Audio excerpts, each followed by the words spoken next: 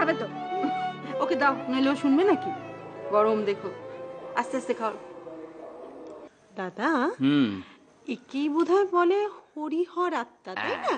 একেবারে বিলক্ষণ। মানে এই বাড়িতে একের পর এক যা বিরল দৃশ্য দেখা যাচ্ছে।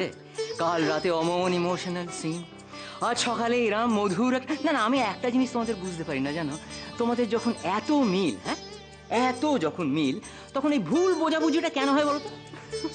তুই থামবি? অনেক হয়েছে বড় বড় কথা, সব সত্যি। ওটাও যেমন সত্যি, এটাও তেমনি সত্যি হয়েছে। হঠাৎ করে জ্বরটা আসবেই বা কেন? আমি জানি না দীপু, এই ওদের এই চিৎকার চেঁচামেচি হই হল্লা আমি আর নিতে পারছি না, জানো আমি আর নিতে পারছি না। এই কানের মধ্যে দিয়ে ঢুকে ও কানের মধ্যে টং টং করে জানা করে খোঁচা মারছি। উড়িয়া বাবা কি যন্ত্রণা হচ্ছে জানো। উফ, ওই ওদের ওই নিজেটা জিতেছে তো, তাই যেন আমাদের এই হারের সেলিব্রেশন করছে দীপু।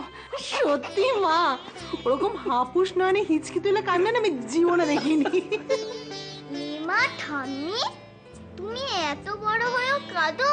ছি ছি ছি ছি ছি, লজ্জা কি লজ্জা। চুপ করতে নে, খা। পাকা বুড়ি একটা। গালটা কানে নিয়ে আসো। কেন রে? আসো না, কচি ছুরি। বন্ধ করো এসব। এটা বাড়ি না বারো ভূতের মেলা? এটা বাড়ি, আমাদের প্রত্যেকের বাড়ি। তোর প্রবলেমটা কি বলতো দেখি? বাড়ি যখন তখন আশা করা যেতে পারে যে এই বাড়িতে কিছু মানুষ থাকে, তাদের মধ্যে কিছুটা মনুষ্যত্ব আছে। পাশের ঘরে একটা মানুষ অসুস্থ হয়ে পড়ে আছে, আর তোমরা এখানে হই হট্টগোল করছো কোন আক্কেলে? অসুস্থ মানুষ? কে অসুস্থ মানুষ রে? কাল তো ডাক্তারবাবু এসে বলে গেলেন পরিষ্কার যে কিচ্ছু হয়নি। ডাক্তারবাবু চলে যাবার পর বিশাখার কানে ব্যথা শুরু হয়েছে, তাছাড়া এখন কিছু শুনতেই পাচ্ছে না। সে কি, কোন কানে ব্যথা? কোন কানে আবার? যেখানে মা মেরেছিল সেই কানে। বিশাখা কিন্তু এখন অব্দি তোমাদের ভালোই চায়, তবে কানের ব্যথাটা যে হারে বাড়ছে তাতে হয়তো আমি ডাক্তার ডাকতে বাধ্য হব।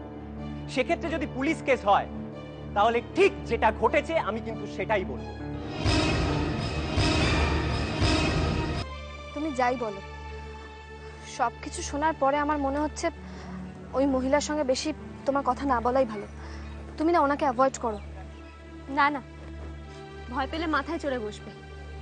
তুমি যেরকম মেজ বৌদিকে 1 ইঞ্চিও জায়গা ছাড়ো না, ওনার সাথে ঠিক একই রকম জিনিস করা উচিত। তবে আমি যেচে কিছু বলবো না নিজে থেকে।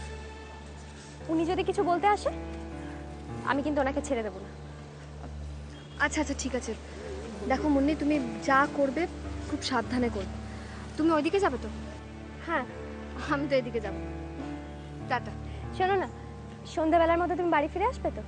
আরে হ্যাঁ রে বাবা, চলে আসবো। টাটা। Tata tata.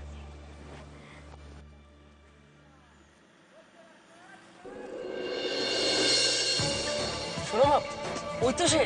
কি, সেই মেয়েটা? হ্যাঁ, আনোজা গাড়ি থামাও। শুভ, শোনো মা, শোনো, তুমি 2 মিনিট বসো, আমি এক্ষুনি আসছি। শুভ, শুভ শোনো, শুভ। শোনো প্লিজ।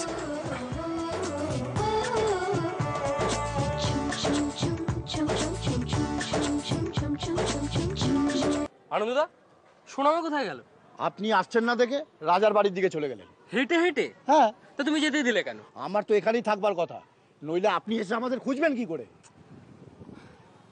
কি ঠিক আছে, কোন দিকে গেছে? এদিকেই? এই তো এই রাস্তার দিকেই গেছে। আচ্ছা ঠিক আছে, চলো গাড়িতে ওঠো। চলো। সত্যি অনেক কপাল করলে রাজার মতো ছেলে হয়।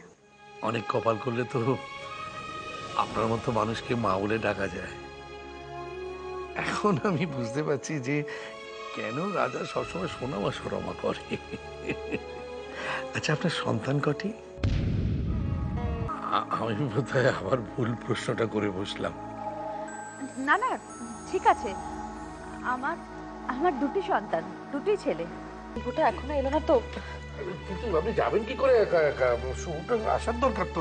ঠিক আছে, তুই একটা কাজ কর রাজা, তুই ওনাকে নিয়ে যা, এগিয়ে দে। আচ্ছা তাহলে আসি, নমস্কার। নমস্কার।